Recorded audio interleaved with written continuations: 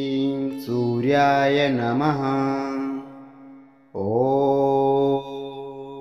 ह्रीं ह्रीं सूर्याय नमः।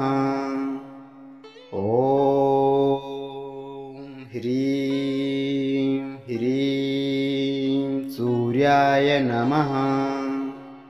ॐ ह्रीं ह्रीं सूर्याय नमः। ॐ ह्रीं ह्रीं सूर्याय नमः।